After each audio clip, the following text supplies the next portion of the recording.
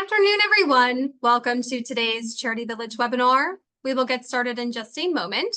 We just want to make sure that everyone has a chance to join us before we begin the session. We have people tuning in from across the country today, which is excellent. It's so nice to have all of you here. And with that, we will go ahead and get started. Welcome everyone to today's Charity Village webinar. My name is Mercedes and I'm the Marketing and Communications Manager with Charity Village. As we are gathering here on a virtual platform, it is important to acknowledge that each of us is joining this webinar from the ancestral or unceded lands of the Inuit, Métis, and First Nation people. I'd like to acknowledge that I'm speaking to you from the traditional, ancestral, and unceded territory of the Anishinaabe, which includes the Ojibwe of Fort William First Nation. Please join us in a moment of reflection as we recognize the Indigenous peoples as the stewards of this land. Let's acknowledge the mistakes and harm in our history and the ongoing injustice, and contemplate tangible actions each of us can take to move forward in a spirit of truth, reconciliation, and collaboration. For those who may be joining a Charity Village webinar for the first time, Charity Village is Canada's largest online job board for the nonprofit sector.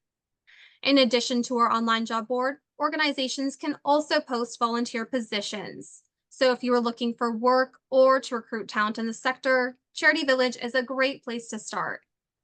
We also have a ton of excellent resources for nonprofit professionals, including online courses, articles, fundraising tools, and free webinars like the one we are presenting today. Before we start today's webinar, I would like to quickly run through some housekeeping items. You may have noticed when you joined the webinar that you were automatically put on mute. Since we have hundreds of participants in today's session, it is important for us to minimize the amount of background noise so that everyone can clearly hear the presentation. But you can still ask questions and make comments using the question box at the bottom of the Zoom control panel. Look for that at the bottom of your screen. You can also email your questions to webinars@charityvillage.com. We will be taking questions at the end of the webinar, so please submit your questions as you think of them, and we will do our best to get to as many as possible. If you happen to encounter any technical issues at the webinar, please let us know in the question box or by sending us an email. We will do our best to get any technical difficulties resolved as quickly as possible. But in a worst case scenario, please remember that we are recording today's webinar and we will send you the full recording by email tomorrow. So if you get called away or disconnected, you will still be able to view the full presentation. Now I would like to welcome our presenters for today, Stefania and Jonathan. Welcome. Hi, everyone. Thank you so much for joining us today, and thank you so much to Charity Village for hosting this session. Before we begin, I want to acknowledge that I'm joining you today from the unceded traditional territories of the Musqueam, Squamish, and Tsleil-Waututh nations in what is now known as Vancouver, BC. I pay my respects to their elders past, present, and emerging, and recognize their continued stewardship of these lands. Jonathan, who I'll be presenting in a minute, is joining us from Landsville on the traditional unceded territory of the Snow as First Nation. My name's Stefania, and I'm the Customer Success Manager at Keela. I'm very excited to have you all back here for part 2 of our Giving Tuesday webinar series. I'm also excited to have one of our Keela and Raisely customers here, Jonathan. Jonathan is the Director of Development for the Regional Animal Protection Society, RAPS. I'm really looking forward to diving into this session with you and hearing how your team is using Giving Tuesday as your donor engagement and retention launchpad for 2026. I also have Elise from the Keela team joining as well on the chat to answer any questions that you might have as we go through. But before I get way too ahead, I want to take a moment to recap part 1 of the webinar series. In part 1, Madison from Raisely walked us through how to build a high-impact Giving Tuesday campaign and acquire new donors. Today, we're going to shift gears a bit and focus on what comes next, how to retain these supporters and turn one day of generosity into year-round growth. If this is your first time meeting us, Keela is a nonprofit CRM designed to help organizations build stronger donor relationships. Keela helps you manage supporter data, personalize outreach, and automate follow-ups so donors don't go unacknowledged or missed in any of your nonprofit's impact updates. On the other hand, Raisely helps nonprofits build fundraising campaigns that convert, from donation floors and appeals to giving days, peer-to-peer, and ticketed events. And the best part is that you don't need to be a tech expert to create your fundraising campaigns. The second best part about Raisely is that it's free and you can use it and build it with no strings attached. On their own, each platform is really powerful, but when they're integrated together, they create a seamless system to help you attract, engage, and retain your donors. So let's take a look at an agenda, what we'll be covering today. There's going to be lots, so just want to give you in here kind of like a recap. First, we're going to be covering how to turn Giving Tuesday into a launchpad for donor growth. Second, we're going to be looking at retention strategies that actually work. Third, we're going to have an interview with Jonathan from the AM Regional Animal Protection Society RAPS. Fourth, we're going to look at how to map Giving Tuesday into your year-round fundraising calendar. And lastly, as we mentioned earlier, we're going to have a little time for a Q&A session. So please add any questions that you have on the Q&A box so that we can answer those at the end, or at least can answer them as we go. So why does it matter what happens after Giving Tuesday? What's the strategy for after the big day? Giving Tuesday is the single biggest one-day donor acquisition event in the world. Last year alone, $3.6 billion was given in the US alone. And here in Canada, more than $50 million was raised in just 24 hours. Globally, over 36 million people participated in some way. They either donated, they volunteer, or they advocated for organizations. This is an extraordinary opportunity for reach. But here's the challenge. Many nonprofits treat it as a one-off day to raise funds, and that's it. Nonprofits run their campaign, they see a spike on Giving Tuesday, and then what? Silence. Silence is very costly for nonprofits who rely on donor funds. Without meaningful follow-up, only 20 to 30% of first-time donors will ever give again. With a structured retention plan, that number can jump up to 43%. To put this into perspective, let's look at the image that we have over there. If you gained 100 new donors on Giving Tuesday, without follow-up, you might receive another donation from either 20 to 30 of those people. In comparison, with even the simplest strategy in place, you could see repeat donations from about 40 to 45 of those donors. Over time, those retained donors represent thousands of dollars, stronger community ties, and more potential for a lasting relationship with your organization. All of this to say, the real value of Giving Tuesday is not the one-day total, it's the months that follow. Giving Tuesday is when attention is high, generosity is fresh, and donors are open to build a deeper relationship with your cause and your organization. So the key question that you might ask yourself, what do we do with that moment?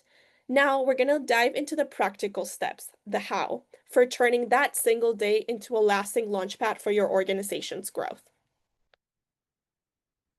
When you think of Giving Tuesday, imagine it as your front door. On December 2nd, Giving Tuesday this year, you'll welcome a surge of people who may be engaging with your organization for the very first time. It's exciting, but here's the challenge. Unless you invite them past the first few steps, show them around, and make them feel like they belong, they'll walk right back out. That's why the first crucial step after Giving Tuesday is segmentation.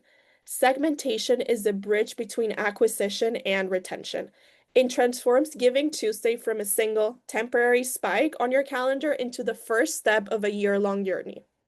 By using your segmented data, you guide each donor forward. You're no longer just running a campaign, you're building genuine, lasting relationships with your donors.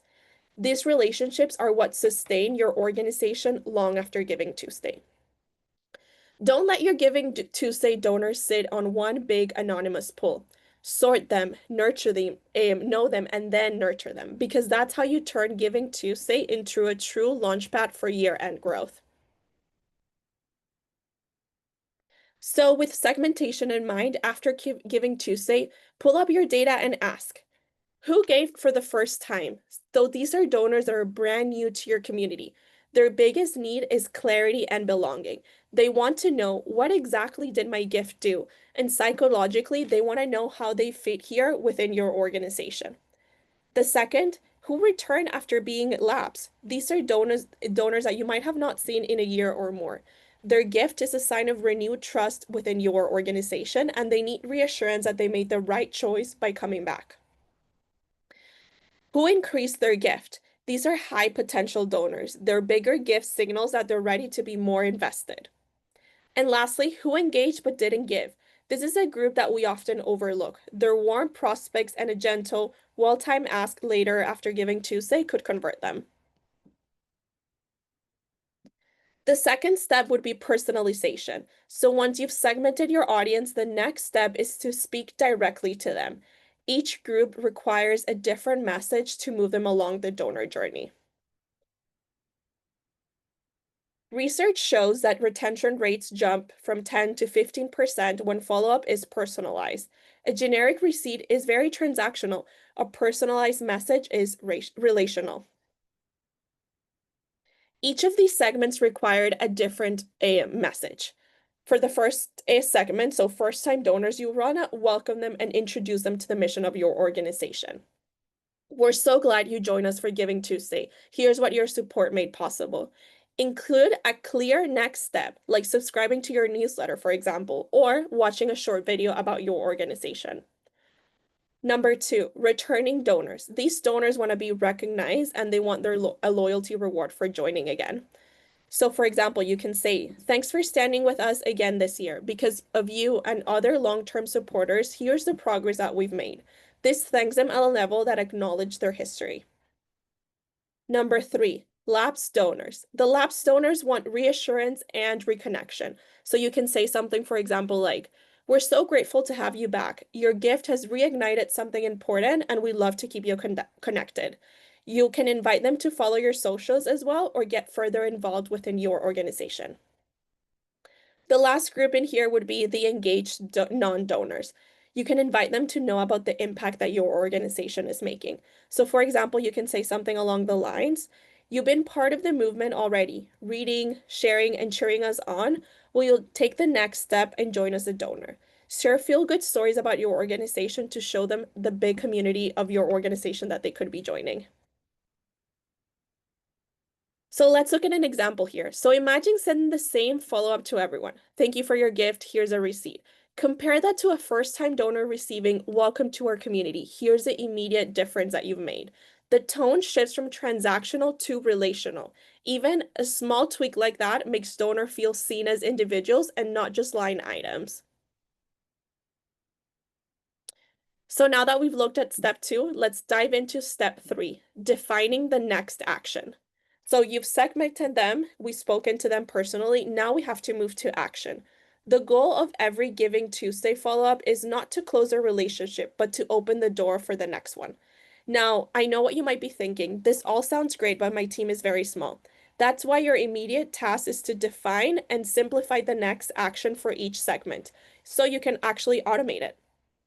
You don't need 4 follow-up series. You just need to start with 2, 3 simple segments, for example, first time versus repeat, or the other examples that I mentioned before, and write one tailored message for each. The essential next action is always an invitation. Invite them to read a story, follow your social media channels, or ideally, you want to invite them to make their second gift.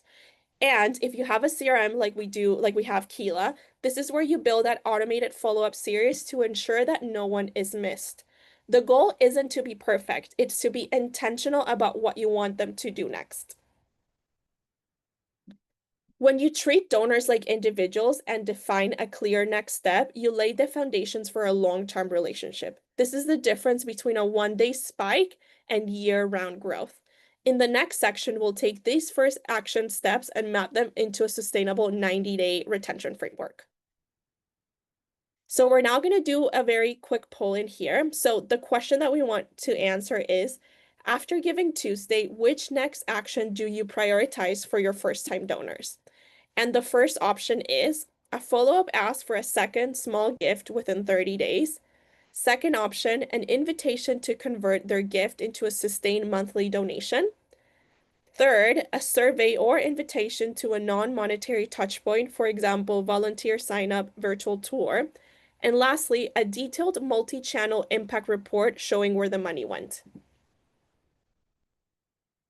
I'll give everyone a couple of seconds or a minute or so that you can go ahead and post your answer on the poll. And after everyone has put in their answer, then we're gonna get the pop-up to see the results together as well.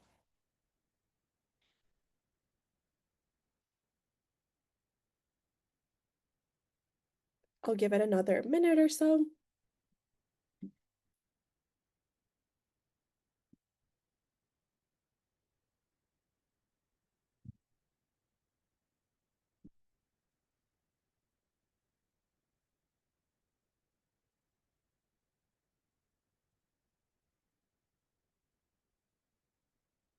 Perfect. Just waiting for the results to pop up. So it looks like 36% of you chose a detailed multi-channel impact report showing where the money went. The second option was a survey invitation to a non-monetary touch point. And then after that, an invitation to convert their gift into a sustained monthly donation. Thank you so much for sharing your responses within the poll. We have one more towards the end as well, so another poll coming up. Let's continue.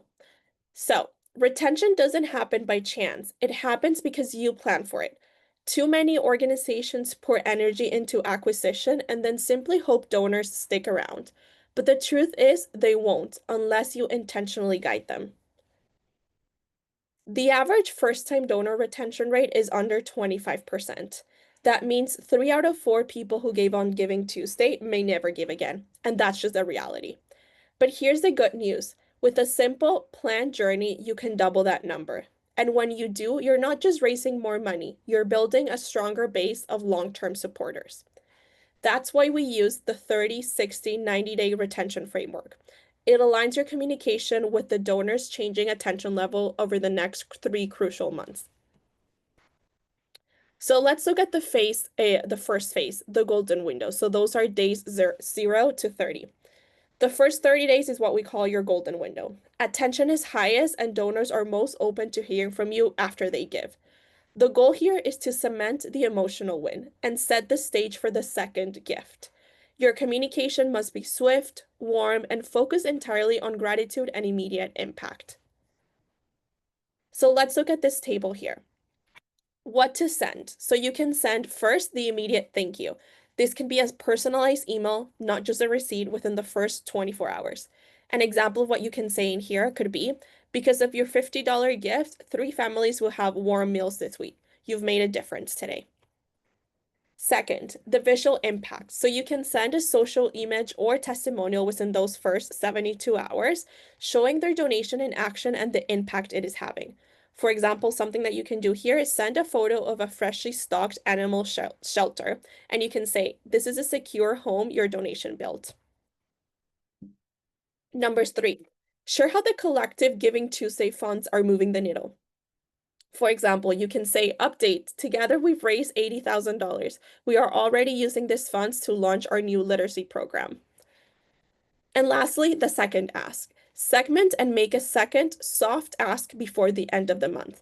For example, for your first-time donors, you can have a gentle ask for a small follow-up gift. And for your high potential donors, you can invite them to explore monthly giving within your organization. Here's an example of what your initial thank you message could look like. Beyond just a traditional receipt, we spoke about this earlier, but as your first impression, it is very important that you go beyond the generic.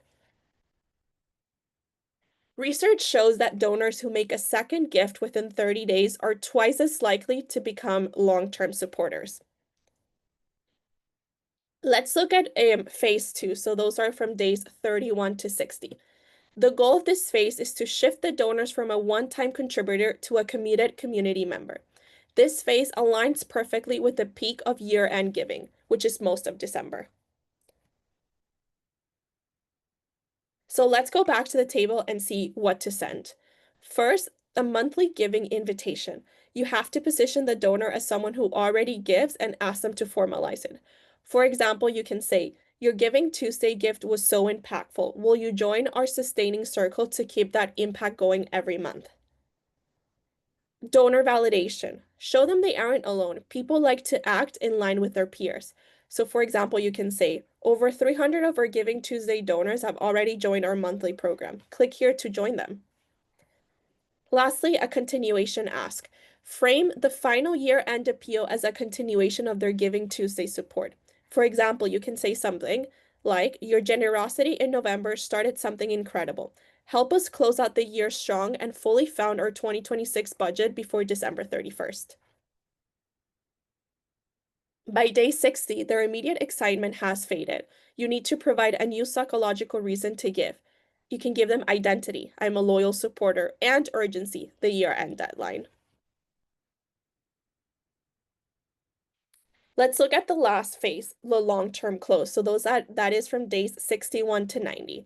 This phase is about moving past their immediate holiday rush and ensuring they stay connected long into the next year.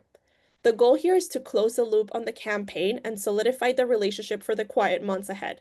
This phase takes place primarily in January and February. So let's go back to the table.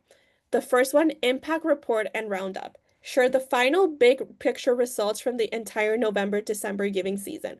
For example, you can say, the final tally, together we raised $120,000 for local mental health services. Here's what the funds did in 2026. Giving summary.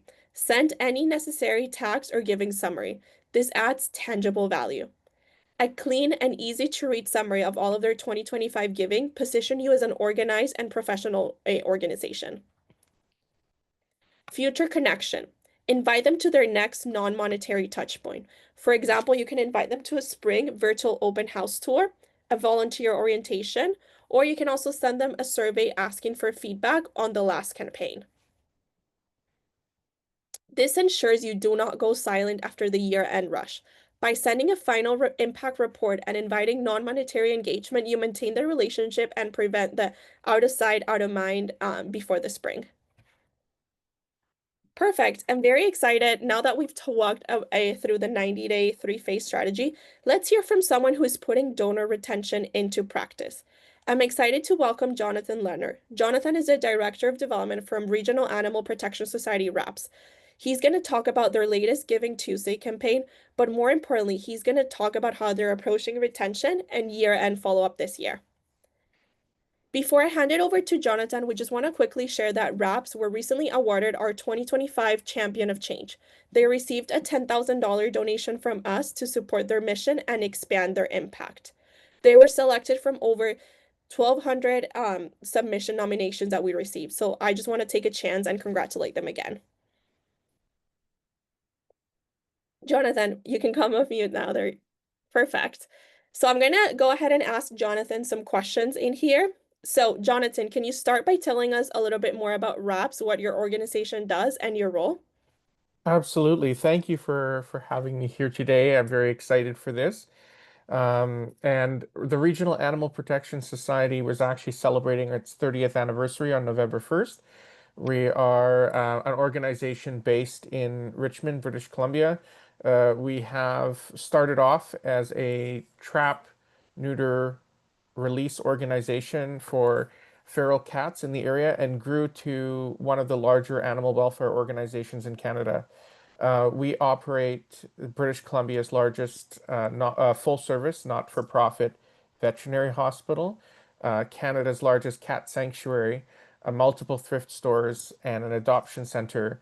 And a foster network. So we really are geared towards helping people across the province and their beloved furry family members. I've been with RAPS for just over 6 years, and I'm the Director of Development focusing on fundraising and revenue generation. Perfect. Thank you for sharing a little bit of introduction, Jonathan.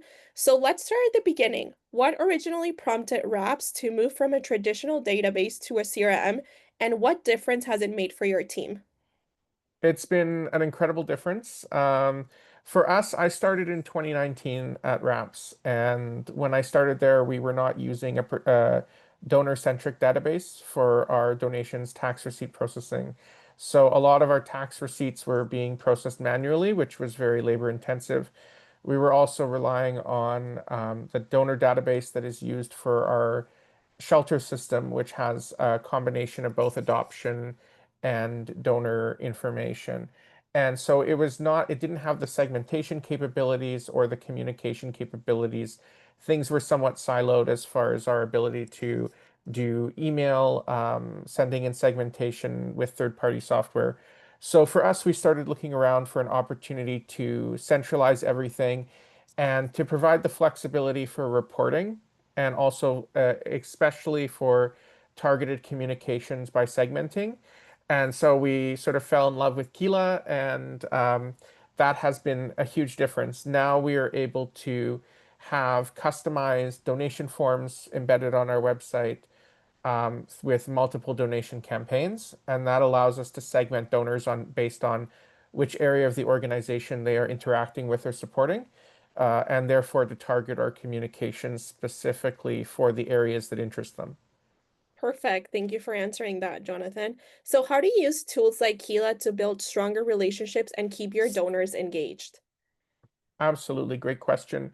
Donor engagement is very important. It's important to always say thank you, but also to provide updates and information on a regular basis that's going to be of interest to engaging your donor database and your donor contacts, as well as people in the organization who may have interacted with you who are not yet donors but could become donors. For example, for us, it's our adopters, our hospital clients, our thrift store clients. So what we do with Keela is we have all of our contacts located in the database.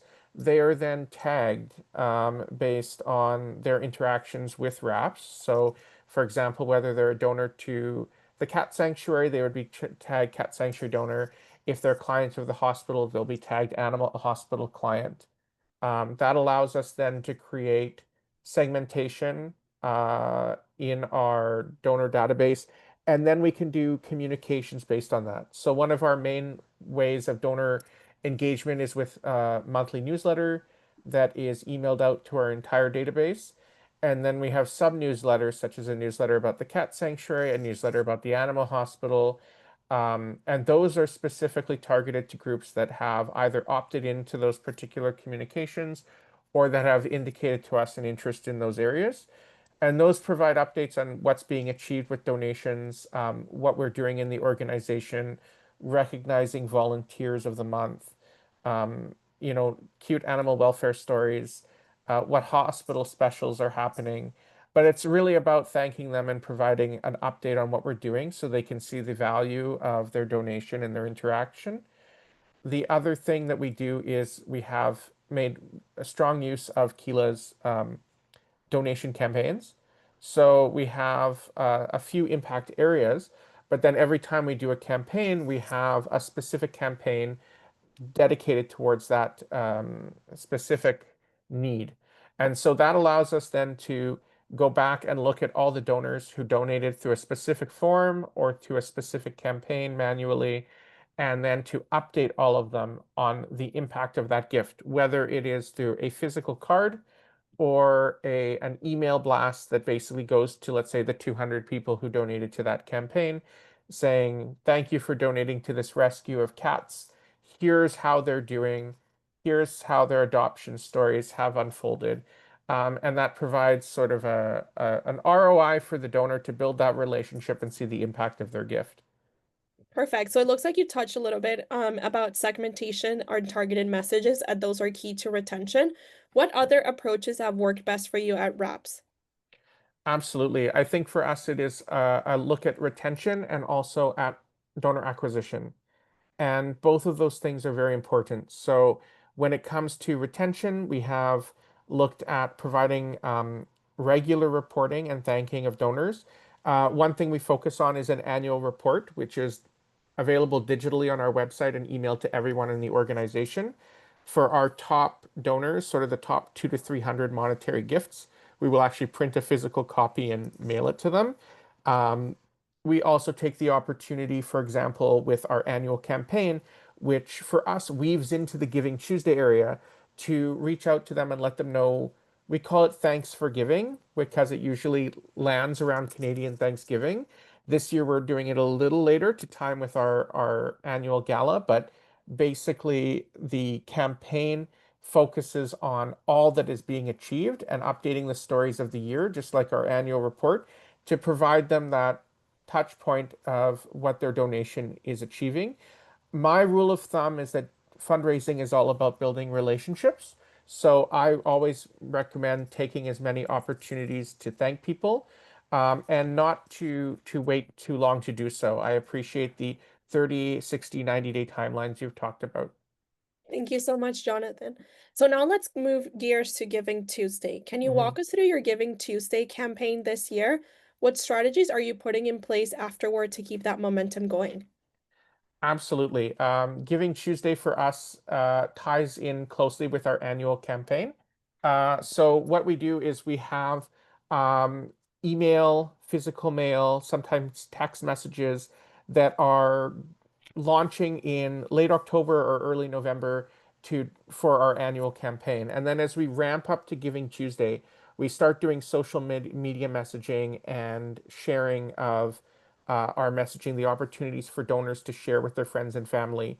And we sort of ramp up as we get the 72 hours leading up to Giving Tuesday. For Giving Tuesday, there's a big push, both through email, social media, messaging. And then what happens after that is there is a follow up of thanks, follow up of the impact of the gift, as well as they will receive our annual report in December. So that way it's timed that they get that impact report within, let's say, 30 to 60 days of them making their gift.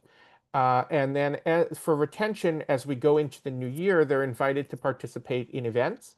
Not everyone is going to automatically become a monthly donor, but we do then follow up with Make It Monthly March or Make It Monthly May, depending on how we want to time it. And then that's an opportunity to convert some of our new donors into monthly donors. Um, and I think what you're seeing on the screen right now also focuses on our one of our donor acquisition strategies, which was basically our first ever online peer-to-peer walkathon. This was a self-guided walkathon that we did through Raisely, and that was a large part of donor acquisition because it was an opportunity for our donors to become spokespeople for the organization and to activate their friends as donors to their walkathon pledges. Those people then can be put into the database as donors and communicated with. Perfect. Thank you so much for sharing that. And then finally, a last question for you, Jonathan. What advice or best practices would you share with other nonprofits looking to strengthen donor engagement and retention? Absolutely. Great question. I think it's about catering the messaging and the relationships. And it's not a one size fits all.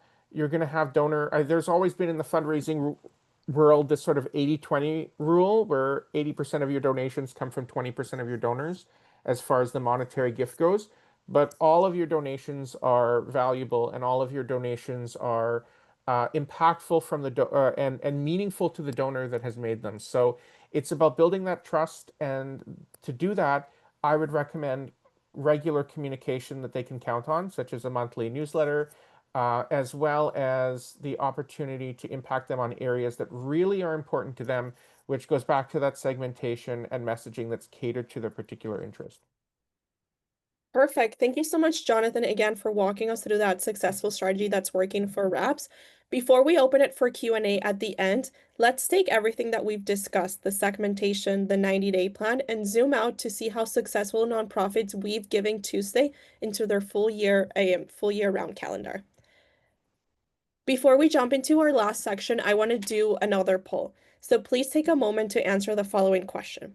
What is the single biggest barrier to turning your Giving Tuesday donors into year-round supporters? Option 1, lack of a clear plan or strategy for the next 90 days. Number 2, limited time or tools to personalize follow-up messages. Option 3, difficulty converting the one-time gift into a monthly recurring gift. And last option, donors go silent after year end and stop responding to communications. I'll give you all a moment to go ahead and answer the poll over there.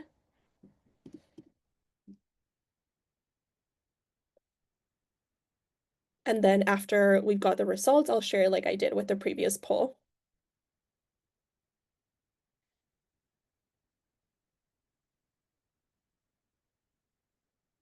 Perfect. We'll give everyone else about another minute or so before we close the poll.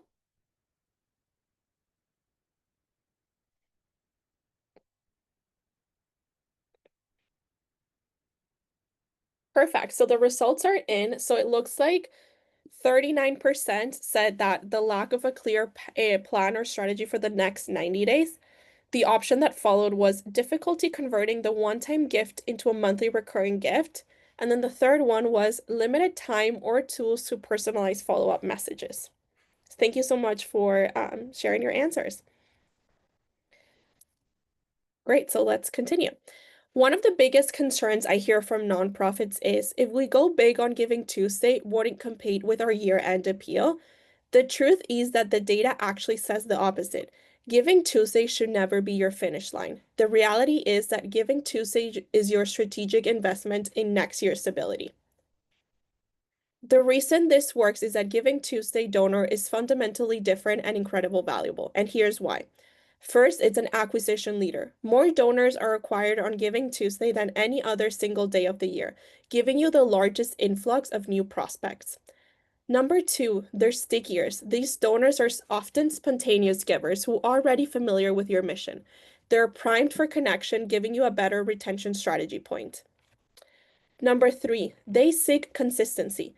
The act of giving on Giving Tuesday establishes a psychological commitment. They signal, I am a person who supports this cause. Your follow-up leverages this desire to act consistently with their new identity.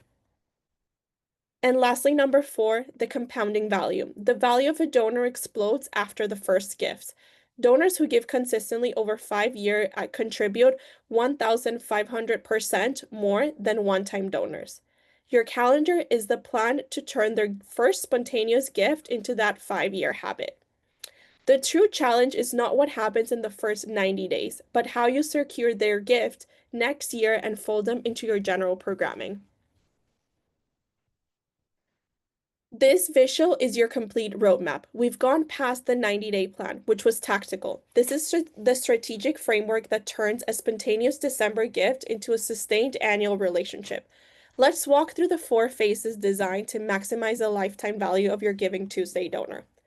Phase 1, the pivot to monthly, and this occurs between January and February. We start with the most critical shift, conversion. Your 90-day plan culminates in the monthly giving ask. Converting them to a monthly giver in January immediately secures a predictable multi-year revenue stream. This is how you make them a long-term donor right away. Phase 2, the cross-channel integration. This happens in the spring, so between March and May. Once they are retained, the goal shifts to deepening their investment, and that doesn't always mean money. Use your Giving Tuesday segmentation data to integrate these donors into non-monetary activities.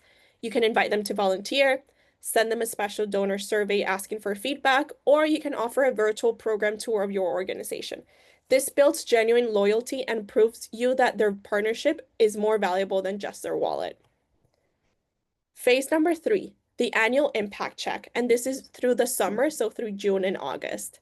By summer, the goal is to prove trust. This is the perfect time to send your annual impact report. This closes the loop on their Giving Tuesday gift, demonstrating exactly how their support is fueling your mission right now. It reinforces their identity as a successful caring supporter. And the last one, the anniversary return. So that's next October and December. And we're now closing the cycle. The goal is simple, reacquisition. A month or so before the next Giving Tuesday, send them a highly personalized anniversary message. Remind them of the incredible difference their gift made 12 months ago and invite them to continue that legacy, making their return to your 2026 campaign feel like a celebration, not just another solicitation. This roadmap is the foundation for achieving multi-year growth and transforming your donor base.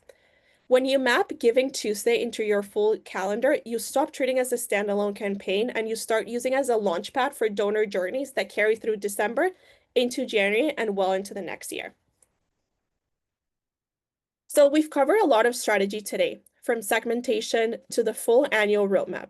The only way to execute this level of personalization and consistency is by having the right tools to automate the work. Here's how Raisely and Keela work together to support what we talk about. You can use Raisely to create the Giving Tuesday campaign, year-end appeal, and more to acquire your new donors. You can use Keela to segment those donors, automate your follow-ups, and send personalized impact updates. Together, the Raisely and Keela integration makes sure data flows seamlessly so you can turn one-time donors into long-term supporters without the admin headaches. If you'd like to learn more, scan the QR codes on the slide or check the links that we'll send in the follow-up email or that are coming up on the chat. And if you want a deeper dive into Raisely, you can also check out the recording of part 1 where we talk through their campaign tools in more detail. So let's go into the takeaways. So let's close this with 5 key takeaways, the biggest lessons that we covered today to put you on the path to year-round growth. Number 1, segment and personalize. Don't treat all of your donors equally. Use segmentation to personalize your thank you messages, which makes donors feel seen and boosts retention by over 10%. Number 2, plan the first 90 days. Retention is not luck, it's a schedule. Use the 30, 60, 90-day framework to ensure the crucial second gift within that golden window. Number 3, prioritize monthly conversion. Use the momentum of GivingTuesday to pivot to monthly giving in January and February, turning that spontaneous gift into your most stable long-term revenue. Number 4, go beyond the 90 days. Turn your GivingTuesday donors into a 4-phase annual roadmap that includes non-monetary engagement, volunteering or surveys, and a mid-year impact check. And then lastly, automate for consistency. Keep it simple and leverage tools like Raisely and Keela to automate your personalized follow-ups. Consistency, not complexity, is what wins long-term donor loyalty. And always remember, GivingTuesday isn't your finish line, it's your launch pad. And with that, we'll now begin our Q&A session. So please drop your questions into the Q&A box if you haven't already, and let's start tackling them together. So I'll start in here. So one of the questions that were received, if we are a small charity fully volunteer, how can we embark on these acquisition, segmentation, and retention strategies with limited funds? Tech investment is not an option this year. Is there a baby Keela version for grassroots organizations? And that's a great question. We do. So we have something in Keela called Keela Starter, and that's like a Keela account that comes with no subscription cost, that you can have access up to 250 contacts, I believe, and you can use majority of the Keela features there.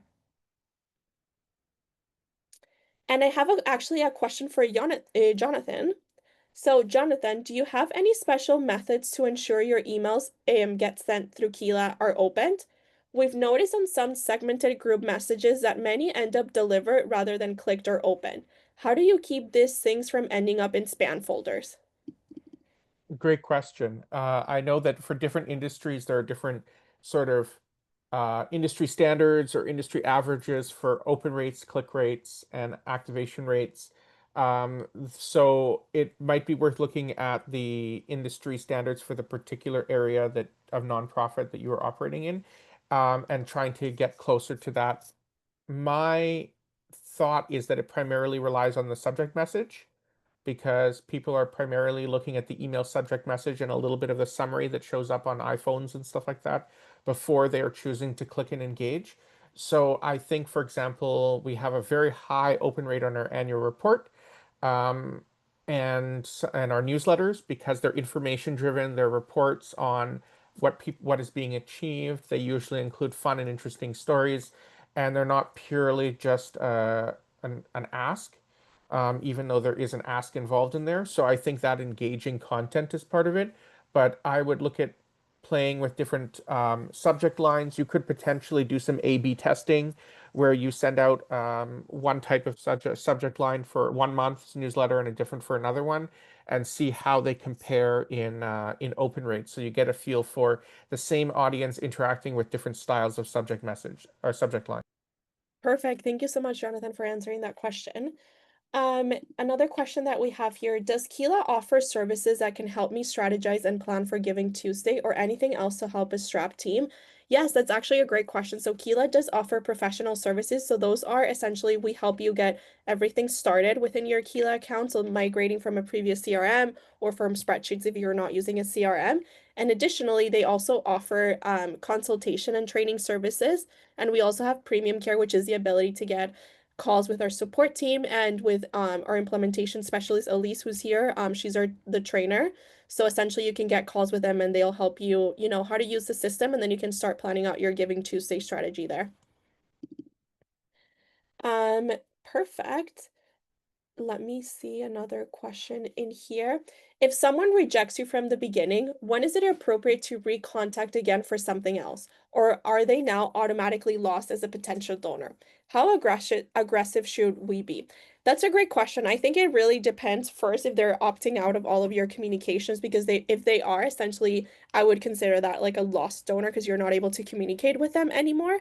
However, if they're still like looking at your communications, reading your emails, etc., I would say that you can try to like, get them let them get newsletters, everything for like the next, 2 to 3 months, and then try to re-engage with them. Send them another like subtle ask via email. Try phoning them and see kind of like what prompted their interest to learn more about your organization. You can try to engage them through non-monetary routes as well. So I wouldn't consider them a lost donor if they're still wanting to engage with your organization by receiving emails. Um, Another question that we have here. You're making 3 asks within a 2-month period, so Giving Tuesday once in the golden phase and once in the habitat building phase. How do you avoid saturating your audience and therefore losing their interest?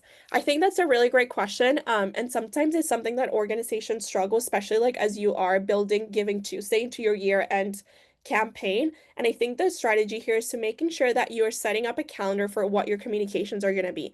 That way you know exactly what day and what time each message is going to go out so that you can time it so you're not like, saturating your audience with messages. And this is also kind of relating with donor fatigue with getting too many emails. So I would say like having your own like calendar so that you can time out all of your marketing emails so that all of them have a clear purpose of when they're going out and why they're going out. If Giving Tuesdays at the beginning of December, how can you then do a year-end giving pushing when it's less than 30 days after Giving Tuesday? That's a great question. That way, and for this year, since Giving Tuesday lands in December, that first week of December, you can modify what the 30-day plan is going to be and then add the year-end push within those first 30 days just to accommodate for year-end growth.